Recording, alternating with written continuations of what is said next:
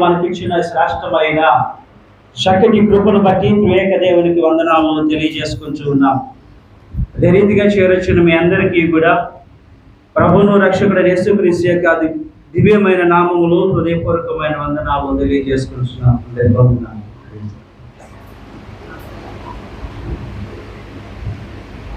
దేవుని యొక్క మహాకృప చేత మరి నూతనమైన మాసంలో మనము ప్రవేశించాము. ఈ నూతనమైన మాసంలో దేవుని యొక్క అత్యున్నతమైన ఆశీర్వాదాలు దీవెనలు మనం అందరం కూడా పొందుకోవాలని మనందరం కూడా ఆశపడుతూ దేవుని యొక్క సన్నిధానంలో కృతజ్ఞతతో ఆయన మందిరానికి మనందరం కూడా చేరొచ్చామని నమ్ముతూ ఉన్నాం. మరి దినాన్ని మరొక ప్రత్యేకత కూడా ఉంది. ఏంటి కదా, మీ అందరికీ కూడా మరొకసారి ఏంటి స్నేహితుల దినోత్సవం ఇదేనా తెలుగులోని? అదే మీ అందరికీ కూడా స్నేహితుల దినోత్సవ శుభాకాంక్షలు తెలియజేసుకుంటున్నాం. గడిచిన నెలలో ఆఖరి దినాన్ని మనందరం కూడా ఒక చక్కటి పండుగను కూడా ఆచరించుంటుంటాము. ఆంధ్ర ఎవెంజలికల్ లూథరన్ చర్చ్లో చక్కటి అనుబంధాన్ని, చక్కటి సాంప్రదాయాన్ని కలుగుంటూ ఆ దినాన్ని కూడా చక్కగా సెలబ్రేషన్స్ చాలా చర్చెస్లో చేసుకొని ఉన్నారు. 1842 జూలై 31వ తారీఖున తొలిసారిగా మన భారతదేశం లేదా ఆంధ్ర రాష్ట్రానికి ప్రముఖులు వచ్చి ఆ చక్కటి సువార్తను ప్రకటించడాన్ని బట్టి ఆ చక్కటి సువార్తను అందిస్తూ దాన్ని బలపరుస్తూ అనేక మంది ముందుకు తీసుకెళ్ళడాన్ని బట్టి ఇక ఆంధ్ర ఎవెంజలికల్ లూథరన్ చర్చ్ అనేది స్థాపించబడింది అనే మాటని మనము జ్ఞాపకం చేసుకుంటూ ఉంటాం. 1845లో అయితే ఈస్ట్ గోదావరికి అంటే రాజమండ్రి పట్టణానికి సువార్థికులు వచ్చి సువార్త అందించడాన్ని బట్టి ఇక తూర్పు గోదావరి జిల్లాకి సువార్త అందిన ఆ సువార్త దినోత్సవాన్ని జనవరి 31ని మనము వాటిని సెలబ్రేట్ చేసుకుంటూ ఉంటాము. అలాగే 1927వ తారీఖు ఏప్రిల్ నెలలో 21వ తారీఖు నుంచి 27 రోజుల వరకు అంటే 27వ తారీఖు వరకు కూడా ఫస్ట్ కన్వెన్షన్ చేసి ఆ తర్వాత నుంచి దాన్ని ఆంధ్ర ఎవెంజలికల్ లూథరన్ చర్చ్గా దాన్ని మార్చి దాన్ని సువార్తను అందిస్తూ, అంటే ఎట్లాగే ఆంధ్ర ఎవెంజలికల్ లూథరన్ చర్చ్ ఏర్పడింది అని అంటే సువార్త అందించడాన్ని బట్టి, అందుకే ఆంధ్ర ఎవెంజలికల్ లూథరన్ చర్చ్ అనే దాన్ని పేరు పెట్టడాన్ని మనము జ్ఞాపకం చేసుకుంటూ ఉంటాం. ఎంత అయిపోయింది కదా, ఇప్పుడు ఎందుకు మాకు అని అంటే కొన్ని ప్రాముఖ్యమైన విషయాలు ఖచ్చితంగా మనం జ్ఞాపకం చేసుకోవాల్సిన ఆవశ్యకత మనకెంతో ఉంది. ఎందుకంటే చరిత్ర జ్ఞాపకం చేసుకుంటూ ఉంటే సువార్త ఎట్లాగా అందించబడింది ఎవరి ద్వారా అన్నది ఖచ్చితంగా మనం జ్ఞాపకం చేసుకుంటూ ఉండాలి. ఆ సువార్త మనకి అందబట్టే ఈ దినాన్ని మనందరం కూడా కలిసి దేవుణ్ణి మహిమపరుచుకుంటూ, దేవుణ్ణి ఆరాధిస్తూ, దేవుణ్ణి స్తుతిస్తూ ముందుకు సాగుతుంటున్న గొప్ప దీవెనకరమైన దినాల్లో మనం ఉండడానికి, మన పితరులు ఈ దేశానికి లేకపోతే ఈ ప్రాంతాలకి రావడం అన్నది చాలా ప్రాముఖ్యమైన విషయము అనే మాట జ్ఞాపకం చేస్తూ ఉన్నాం. మరి దినాన్ని మనం చదవబడిన 3 పాఠ్య భాగాలని మనం జ్ఞాపకం చేసుకుంటూ కొన్ని విషయాలు అర్థం చేసుకుంటూ దేవుని కృపను బట్టి మనం ముందుకు సాగడానికి ప్రయత్నం చేద్దాం. 3 పాఠ్య భాగాలని మనం జ్ఞాపకం చేసుకుంటూ వచ్చినప్పుడు దినవృత్తాంతములు మొదటి గ్రంథంని యెజరా ప్రవక్త రాసినట్టుగా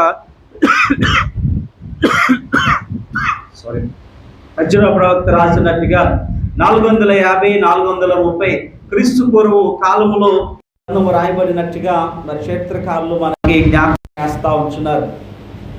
బబులోను చెర నుండి యూదులు ఆత్మీయ జ్ఞాపకం చేయడానికి, వారిని మళ్ళా పులుకొల్పడానికి ఆ మాటలు రాయబడినట్టుగా చరిత్రకారులు జ్ఞాపకం చేస్తూ ఉంటున్నారు.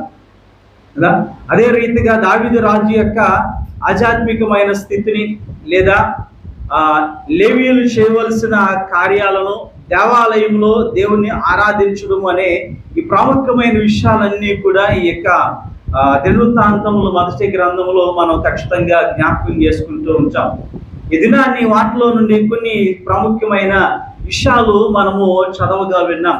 అదే రీతిగా మరి పత్రిక పాఠ్య భాగాన్ని మనం గమనించగలిగినప్పుడు అక్కడ అపోస్తలుడైన పౌలు గారు తిమోతికి 2వ పత్రికగా ఆయన రాస్తూ క్రీస్తు శకము 66, 67 ఆ సమయాల్లో ఆయన ఆ పలుకులను రాసినట్టుగా, ఎఫెసులో ఆయన యవనస్తుడిగా ఉంటున్న ఆ తిమోతికి 2వ లేఖను ఆయన రాసినట్టుగాను, నీరో చక్రవర్తి కాలములో ఇక అపోస్తులైన పౌలు గారు అనేకమైన శ్రమలు, ఇబ్బందులు, ఆటంకాలు ఉంటున్న పరిస్థితిలో తిమోతికి రాసిన పత్రికగా ఆ పత్రిక పాఠ్యభాగాన్ని మనము జ్ఞాపకం చేసుకుంటూ ఉంచాం. అలాగే స్వార్థ పాఠ్యభాగాన్ని గమనిస్తే లూకా, వైద్యుడైన లూకా పట్టణాన్ని ఉద్దేశిస్తూ, అంటే లేదా రోమా గ్రీకు పట్టణాలను ఉద్దేశిస్తూ యూదులను మొట్టమొదటిగా ఆయన జ్ఞాపకం చేస్తూ 60-62 సంవత్సరాల్లో ఈ యొక్క లేఖను ఈ యొక్క సువార్తను వారికి అందించినట్టుగా మనము చరిత్రను బట్టి జ్ఞాపకం చేసుకుంటూ ఉంటున్నాం. వీరందరూ కూడా చక్కటి ఉద్దేశాలతోటి చక్కటి ఆ గ్రంథాలు, ఆ పుస్తకాలు రాయడాన్ని మనము జ్ఞాపకం చేసుకుంటూ ఉంటున్నాం.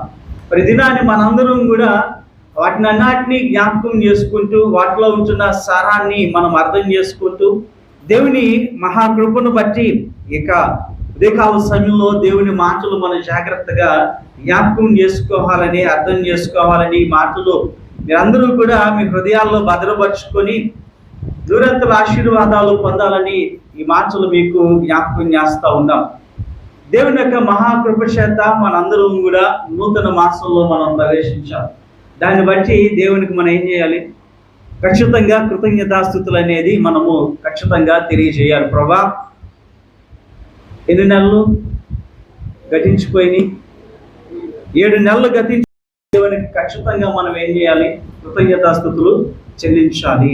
కొంతమందికి డబ్బులు ఉన్నప్పటికీ వైద్యము చేయించుకోలేని పరిస్థితుల్లో, నిస్సహాయ స్థితిలో సడన్గా యాక్సిడెంట్లు అయ్యో ఇంకోటి అయ్యో ఈ యాత్రను ముగించిన వారు అనేక మందిని మనం చూస్తూ ఉంటున్నాం. కానీ దేవుడు మహాకృపను బట్టి, ఆయన కాపుదల ఎప్పుడు మనకు ఉంటూ ఆయన మనల్ని భద్రపరుస్తున్న విధానాన్ని బట్టి 7 నెలలు మనం పూర్తి చేసుకుని 8వ నెలలోకి మనము అడుగు పెట్టిన విధానాన్ని జ్ఞాపకం చేసుకుంటున్నాం. అందుకే దినాన్ని కూడా మనము ఆ మాటలు జ్ఞాపకం చేసుకోవాల్సిన వారిగా ఉన్నాము. ఆయన సన్నిధానానికి వచ్చేటప్పుడు ఎట్లా రావాలని కీర్తనకారుడు చెప్తా ఉంటారు. ఎక్కడుంది అనంటే 100వ సంకీర్తన 4వ చరణంలో ఈ మాట మనము జ్ఞాపకం చేసుకుంటూ ఉంటాం. కృతజ్ఞతార్పణలు చెల్లించుచు ఆయన గుమ్మములో ప్రవేశించుడి, కీర్తనలో పాడుచు ఆయన ఆవరణంలో ప్రవేశించుడి, ఆయనను స్తుతించుడి, ఆయన నామమును ఘనపరచుడి. మరి ఎంతమంది నిజంగా కృతజ్ఞతాస్తుతులు చెల్లించుతూ నవ్వుతూ సంతోషంగా ఆయన గుమ్మంలో ప్రవేశిస్తున్నాము? అప్పుడే స్టార్ట్ చేసేసాడా? అప్పుడే అయిపోయిందా? ఈరోజు కూడా లేట్గానే వచ్చామా? వీళ్ళమా అందరూ అని అనుకుంటూ వస్తున్నావా మందిరానికి? లోపలికి వచ్చేటప్పుడు దేవుడు నన్ను కాచి కాపాడి భద్రపరిచి దీవించి, ఇదిగో ఈ దినాన్ని నేను ఆయన మందిరానికి వెళ్ళగలిగిన ఆయుష్, ఆరోగ్యము, ఆత్మీయ జ్ఞానము, స్థితిని, బలమును, శక్తిని దేవుడు నాకు ఇచ్చాడు అని కీర్తనకారుడు చెప్తున్నాడు. ఎలా వెళ్ళాలంట? కృతజ్ఞత అర్పణలు చెల్లించు ఆయన గుమ్మములో ప్రవేశించుడి. ఎలాగంట? కీర్తనలో పాడుచు ఆయన ఆవరణంలో ప్రవేశించుడి, తర్వాత స్తుతించుడి, ఆయన నామమును ఘనపరచుడి. ఇలాగా దేవుని మందిరంలోకి మనం అడుగు పెట్టాలంట. మరి ఎంతమంది ఇట్లాగా ఆనందిస్తూ సంతోషంగా వస్తున్నాము? లేకపోతే వస్తున్నప్పుడు పలానా మకానికి అప్పుడు వచ్చేసిందా, ఇది అప్పుడే వచ్చేసాడా అని అనుకుంటూ వస్తున్నామా? ఎవరిని చూస్తున్నాము? లోపలికి వస్తున్నప్పుడు నీ కొరకు ఎదురు చూస్తున్నా, నిన్ను ఆశీర్వదించిన నీ దేవాది దేవుణ్ణి ఆయన్ని చూస్తూ సంతోషంగా అడుగు పెట్టాలి. దేవుని చూసినప్పుడు మన ముఖంలో నవ్వు వస్తుందా, దుఃఖం వస్తుందా? సంతోషమే రావాలి. ఎందుకంటే నీ తండ్రిని నువ్వు చూస్తున్నావు, నేను ఆశీర్వదించేవాడిని చూస్తున్నావు కదా, నేను సంరక్షించేవాడిని చూస్తున్నావు కదా, నీ దేవుణ్ణి నీవు చూస్తున్నావు కనుక నీ దేవుడు నీ కొరకు ఏం చేస్తున్నాడు? ఎదురు చూస్తూ ఉంటున్నప్పుడు ఎవరైనా నీ కొరకు ఎదురు చూస్తున్నప్పుడు అని విసుక్కుంటే వెళ్తామో సంతోషంగా వెళ్తామా? సంతోషంగా వెళ్తాం. నీ దేవుని సన్నిధానానికి వస్తున్నప్పుడు కూడా అట్లాగే రావాలి. 7 నెలలు మమ్మల్ని కాచి కాపాడావు, 8వ నెలలో 2వ దినాన్ని, ఈ మొదటి ఆదివార దినాన్ని నీ సన్నిధానానికి ఎట్లా రావాలి? నువ్వు ఎలా రావాలి? కృతజ్ఞతలు చెల్లించుకుంటూ దేవునికి, ప్రభా ఒకవేళ గడిచిన వారం గడిచిన నెలలో రాలేకపోయావు అనుకో, ఈ నెలలో వస్తున్నందుకు దేవునికి ఏం చేయాలి? ఖచ్చితంగా కృతజ్ఞతాస్తుతులు చెల్లిస్తూ సంతోషంగా ఆయన ఆవరణలో నువ్వేం చేయాలట, అడుగు పెట్టాలి, ఆయన గణపరచాలి, ఆయన్ని మహిమపరచాలి అనే విషయాన్ని జ్ఞాపకం చేస్తున్నాము. దినాన్ని అదే మార్చులు జ్ఞాపకం చేసుకుంటున్నాం. కృతజ్ఞత అనగా ఆరాధించడము కదా, విశ్వాసాన్ని కనపరచడము, లేదా విశ్వాసాన్ని బట్టి ఈ సాక్ష్యాన్ని నువ్వు ఇతరులకి తెలియజేయడము, రక్షణ గురించిన విషయాలు కదా ఇవి స్పందించడం. ఇది అంతా కూడా ఏంటంట, కృతజ్ఞతకు కూడిన అర్థాలు, భావాలు మనము జ్ఞాపకం చేసుకుంటాం. ఏంటంటే మొదటిది కృతజ్ఞత అనగా ఆరాధన. కృతజ్ఞత అనగా ఆరాధన. కృతజ్ఞత అనగా విశ్వాసాన్ని కనపరుస్తూ నీ సాక్ష్యాన్ని చూపించడమే కదా. విశ్వాసం గనక నువ్వు ఏం చేస్తున్నావు, కృతజ్ఞత కలిగి ఉన్నావు. కృతజ్ఞత కలిగిన వాళ్ళు ఎలా ఉంటారు, సాక్షాత్కరమైన జీవితాన్ని కలిగి ఉంటారు. కృతజ్ఞత అనగా రక్షణ గూర్చిన కదా విషయాన్ని ఇతరులకు వివరించడము, లేకపోతే సువార్త చెప్పడం అన్నది కూడా కృతజ్ఞతలో ఉంటున్న భావాన్ని జ్ఞాపకం చేస్తాం. ఈ దినాన్ని ఆ విషయాలు జాగ్రత్తగా లేఖనాల్లో నుండి 3 పాఠ్య భాగాల్లో నుండి మనము అర్థం చేసుకోవడానికి ప్రయత్నం చేద్దాము. మొదటి తెస్సలోనిక రాసిన మొదటి పత్రిక 5వ అధ్యాయం 18వ వచనంలో ఏముంది, ప్రతి విషయమును కృతజ్ఞతాస్తుతులు చెల్లించుడి. ప్రతి విషయంలో మనం ఏం చేయాలట, కృతజ్ఞత స్తుతులు మనం ఖచ్చితంగా చెల్లించాలి అనే మాటను జ్ఞాపకం చేస్తున్నాం. ఈ దినాన్ని మనం చెల్లిస్తున్నామా? ఈ గుంటున్న ఆయుష్ ఆరోగ్యాలను బట్టి, ఏ ఆరోగ్యం ఉంటే ఆరోగ్యాన్ని బట్టి కదా, ఏదుంటే దాన్ని బట్టి ఏం చేయాలంట, నీవు ఖచ్చితంగా దేవునికి కృతజ్ఞతాస్తుతులు చెల్లించాలి. నాకు బాగుంటేనేనండి అని అంటే, నీలాగా ఆరోగ్యం కలిగిన వాళ్ళు చాలా మంది లేరు. నీకులాంటి ఆరోగ్యం కలిగిన వాళ్ళు చాలా మంది లేరు. మరి వాళ్ళ మీద నీవు బెస్టే కదా, వారికంటే నిన్ను దేవుడు ఆశీర్వదించినట్టే కదా. అంటే మరి ఏం చేయాలి, ఖచ్చితంగా దేవునికి ఏం చేయాలి, కృతజ్ఞతాస్తుతులు చెల్లించాలి అనే మాట జ్ఞాపకం చేస్తాడు. యాకోబు పత్రిక చూస్తే మొదటి అధ్యాయం 17వ వచనంలో ఆయన మరొక మాట, శ్రేష్టమైన మాట అంటూ ఉంటాడు. శ్రేష్టమైన ప్రతి ఈవియు, సంపూర్ణమైన ప్రతి వరమును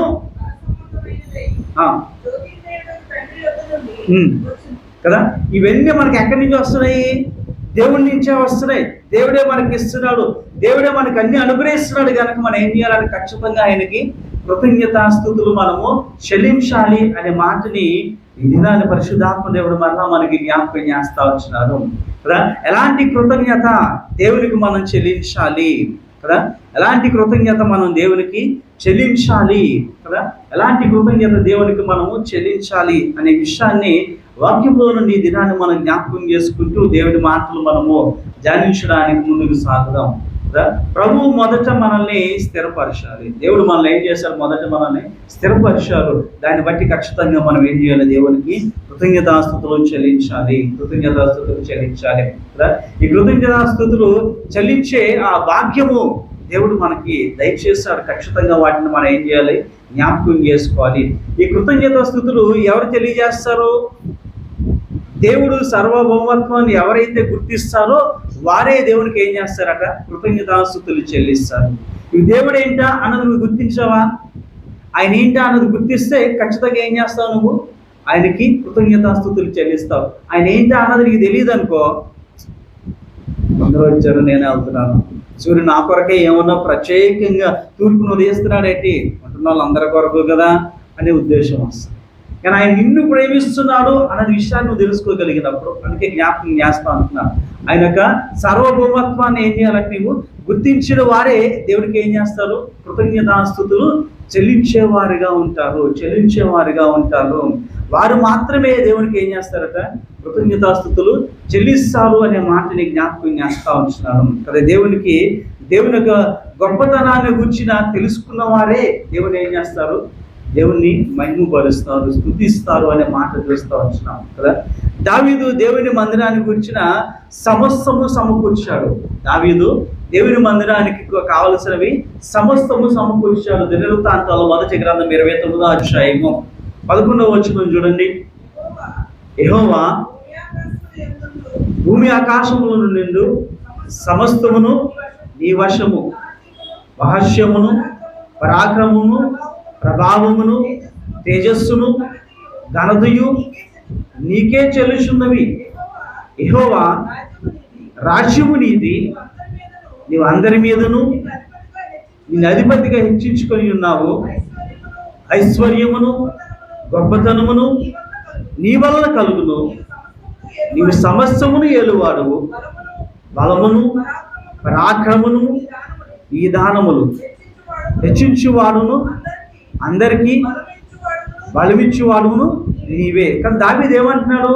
ఇవన్నీ నేను దేవుని మందిరానికి నేను సమకూర్చాను కాబట్టి నేను గొప్ప అని ఫీల్ అవ్వట్లే. ఏమంటున్నాడు? ఇవన్నీ ఇవ్వడానికి అసలు కారణం ఎవరు? ఆయన. ఈ ఎన్ని నెలలు మనం బ్రతుకునడానికి కారణం ఎవరు? మంచి బాదం పప్పు, మంచి ఓట్స్, మంచి అది బ్రౌన్ రైసులు తినడం వల్ల ఏంది? దేవుడే. అందుకే మరలా జ్ఞాపకం చేస్తూ ఉంటాడు. ఇప్పుడు డబ్బు ఉంటే కదా ఏదైనా సంపాదించుకోవచ్చు అని అనుకుంటాం, కానీ ఆయుష్ని మటుకు ఎవరివ్వాలి? ఆయుష్ను మటుకు దేవుడు ఇవ్వాలి. ఎంత మంచి కదా, మంచి స్పెషాలిటీ సూపర్ కదా, హాస్పిటల్స్కి నువ్వు వెళ్ళి జాయిన్ అవ్వచ్చు నీకు డబ్బు ఉంది కనుక. కానీ ట్రీట్మెంట్ ఇచ్చేది డాక్టర్సే కాదను, కానీ ఆయుష్ ఇచ్చేది ఎవరు? అది మర్చిపోతున్నాం మనం. మనం ఏమనుకుంటున్నాం అంటే డబ్బు ఉంటే కొండ మీద కోతులైనా దించేసుకోవచ్చు అనుకుంటున్నాం, కానీ కదా నీ ఆయుష్ను కాపాడుకోగలవా అని ప్రశ్న వేసుకుంటే ఎప్పటికీ కూడా దానికి సమాధానం ఉండదు. అది ఇవ్వగలిగిన వాడు దేవుడు ఒక్కడే. అది ఇవ్వగలిగిన వాడు దేవుడు ఒక్కడే. ఇక్కడ దావీదు ఏం చెప్తున్నాడు అంటే, నేను దేవుని మందిరానికి కావలసిన సమస్యను సమకూర్చాను కాబట్టి నేను గొప్ప అని వెరవేగట్లేదు. ఏమంటున్నాడు అక్కడ? చాలా స్పష్టంగా ఆ మాటలు మనం జ్ఞాపకం చేసుకున్న 11వ వచనంలో ఆయన అంటున్నాడు, యెహోవా భూమి ఆకాశముల యందు సమస్తము నీ వశము కదా. భూమి ఆకాశంలో ఉంటున్నాయి ఇవన్నీ కూడా సమస్తము నీ వశం. నేను ఎక్కడి నుంచి అయినా తీసుకొచ్చి ఇచ్చాను అంటే వాటి నుంచి ఇచ్చినయే కదా. అంటే అవన్నీ ఇచ్చింది ఎవడు? నీవే. కనుక నీకే సమస్త మహిమ ఘనతాయా అని చెప్పి దావీదు దేవుణ్ణి మహిమపరుస్తున్న విధానాన్ని మనం చూస్తున్నాం. నీవు సమస్తమును ఏలువాడువు, బలమును పరాక్రమము నీ దానము హెచ్చించువాడువును, అందరికీ బలము ఇచ్చువాడువు నీవే అని దావీదు ఏం చేస్తున్నాడంటే దేవుని మహిమపరుచుకుంటున్నాడు, తను తాను తగ్గించుకొచ్చున్నాడు. ఈ దినాన్ని మనం తగ్గించుకొని దేవుని ఏం చేయాలి? ఖచ్చితంగా హెచ్చించాలి అనే విషయాన్ని లేఖనాలను బట్టి మరొకసారి జ్ఞాపకం చేస్తాం కదా. చాలా విషయాల్లో మనము విజయాన్ని పొందుకున్నప్పుడు ఏమని చెప్తాం? ఎంతో కష్టపడ్డాను తెలుసా, రాత్రి పగలు కష్టపడ్డాను, చదివాను కదా, నాకు చెమట వచ్చి ఈ స్థాయికి నేను వచ్చాను అని చెప్పుకుంటాం. కానీ కదా ఆ నిద్ర లేని సమయాల్లో, ఆ బలహీనత వచ్చినప్పుడు నిన్ను బలపరిచింది ఎవరు? ఈ సహాయం చేసింది ఎవరు కదా? నిన్ను మళ్ళా బలముతో శక్తితో నింపింది ఎవరు? దేవుడే కదా. మనం అది మర్చిపోతున్నాము. మర్చిపోయి ఏమంటున్నాము? నా వలన అని అంటున్నాము. దావీదు అట్లా చెప్పట్లా. అయ్యా ఇలా చేయగలడానికి, ఇలా సమకూర్చడానికి కారణం నువ్వే కదా. దేవుణ్ణి మహిమపరుస్తున్న విధానాన్ని చూస్తూ వచ్చినాం. దావీదు గారు చేస్తున్నది ఏంటి అని అంటే, దేవాలయానికి కావలసిన సమస్తము కూడా ఆయన ఏం చేశాడు? సమకూర్చి ఎవరిని హెచ్చిస్తున్నాడు? నీవు ఉండబట్టేనా అయ్యా నేను ఎన్ని చేయగలుగుతున్నా, లేకపోతే నా వల్ల ఇక్కడ ఉండబట్టే నేను చేయగలుగుతున్నానయ్యా, లేకపోతే నా వల్ల కాదు అని ఆయన అంటూ ఏమంటున్నాడు? ఒకరు హెచ్చించేది నీవే, ఒకరికి ఘనత ఇచ్చేది నీవే, నీవు లేకపోతే మేమేంటి? దినాన్ని ఆ స్వభావాలు మనకున్నాయా? ఆ జీవితం మనకుందా?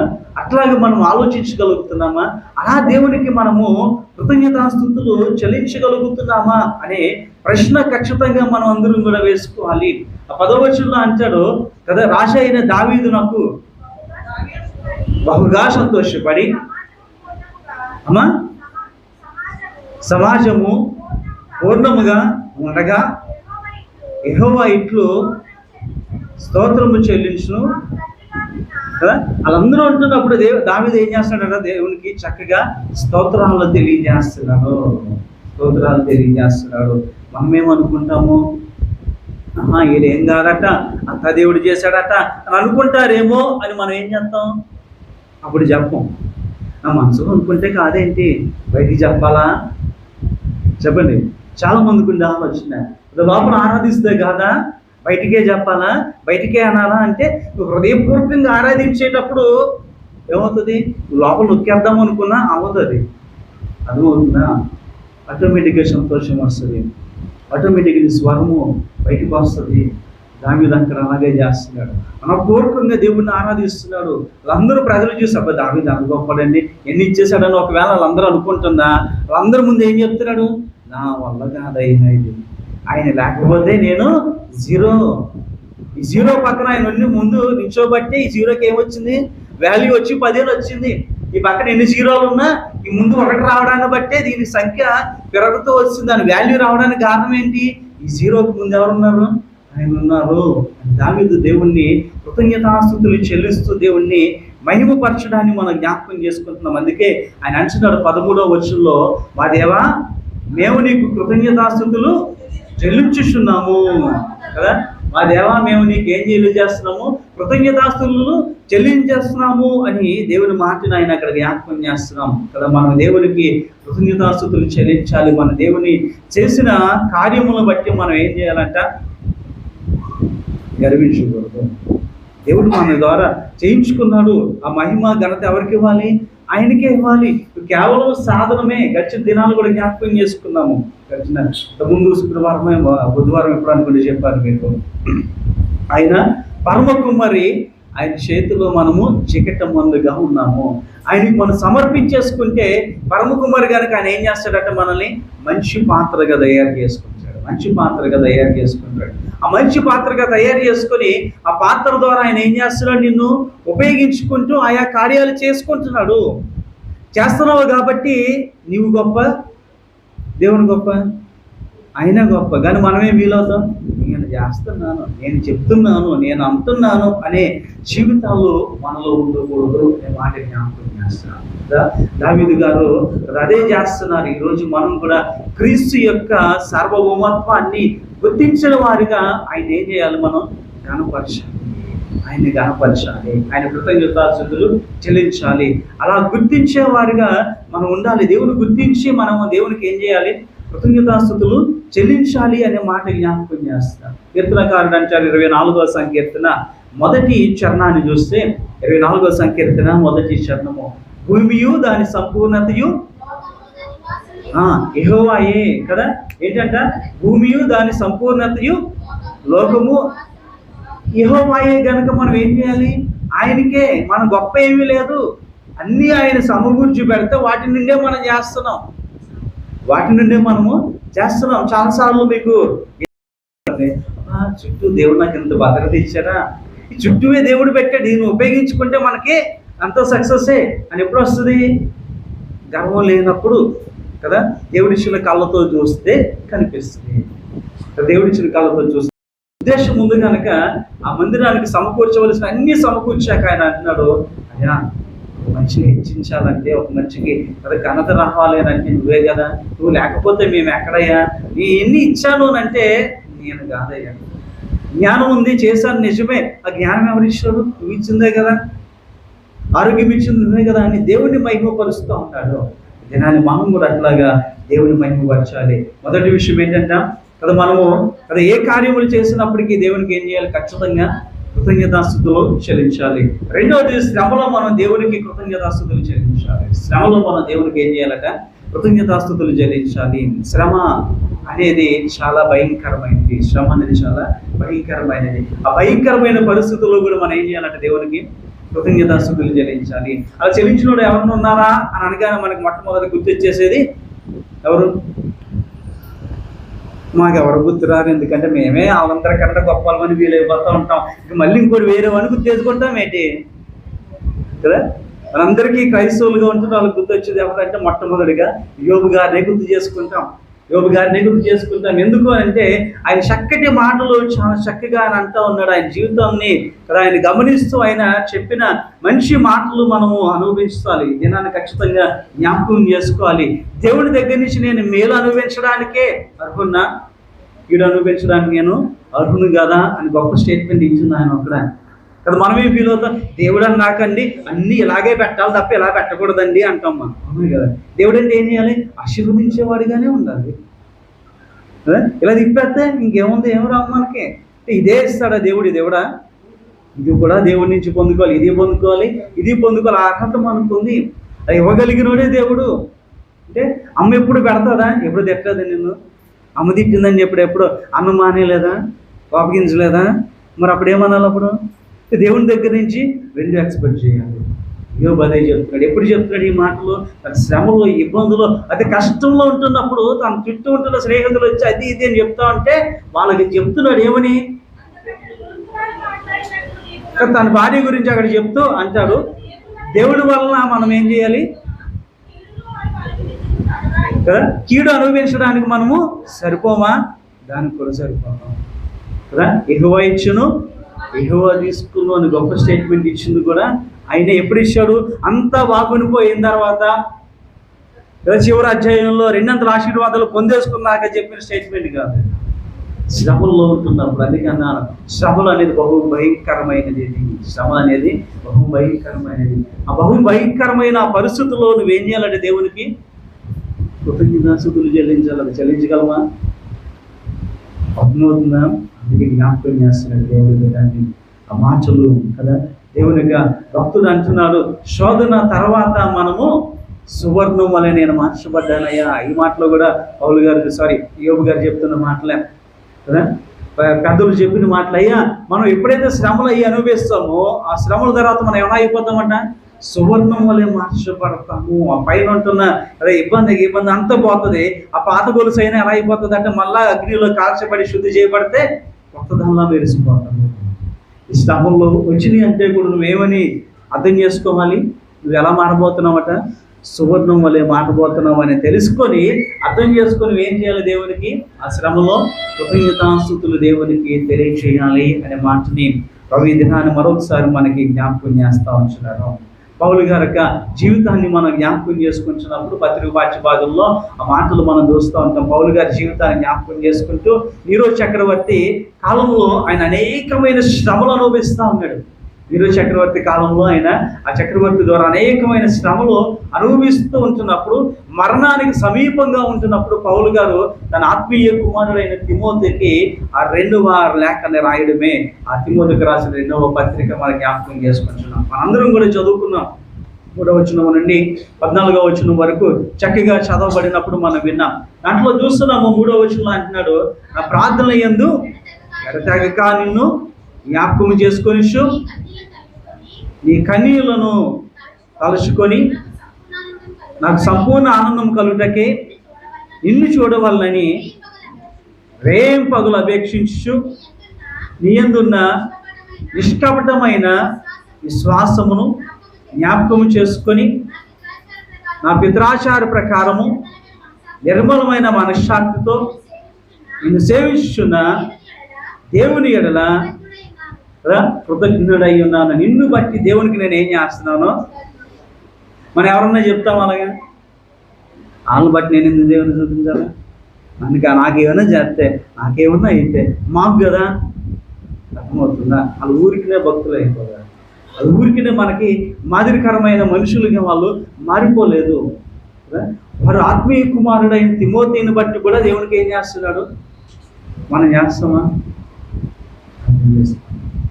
ఇంకెంతకాలం అంటే ఈ లోకంలో ఏమో తెలియదు. మరి సడన్గా ఆయన వచ్చాడు అనుకోండి, ఏం చేస్తాం? అప్పుడు ఈ కృతజ్ఞత భావం లేదని చెప్పి అనుకుందాం కదా, అన్నీ ముందు ఊహించుకుంటూ ఉంటాం కదా, ఇది కూడా ఊహించుకోండి కదా. ఆయన నిన్ను చూసి అలాంటి కృతజ్ఞత భావం లేదు కదా, పరలోక రాజ్యం గెలకను పక్కన నుంచో అన్నాడు అనుకోండి.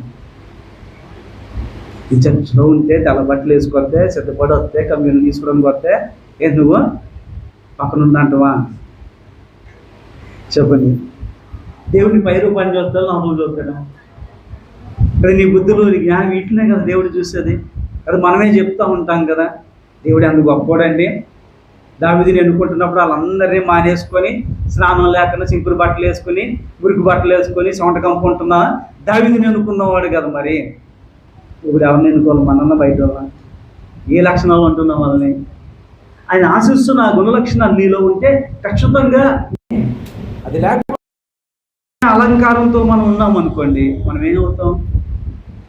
అర్థం చేసుకోండి. ఈ దినాన్ని దేవుడి మాటలు ఆయన పరిపూర్ణంగా మనతో జ్ఞాపకం చేస్తూ ఆ విషయాల్లో మనకి చెప్తా ఉంటున్న విధానాన్ని మనం ఒకసారి జ్ఞాపకం చేసుకోవాలి అని చెప్తూ దేవునికి ఏం చేస్తున్నాడంటే పౌలు గారు కృతజ్ఞతాస్తుతులు తెలియజేస్తున్నాడు అనే మాట మనం చేస్తూ ఉంటున్నాము కదా. ఈ పత్రిక రాసే సమయానికి పౌలు గారు భయంకరమైన శ్రమలో ఆయన అనుభవిస్తూ ఉన్నాడు అనే మాట జ్ఞాపకం చేస్తున్నాం కదా. ఆయన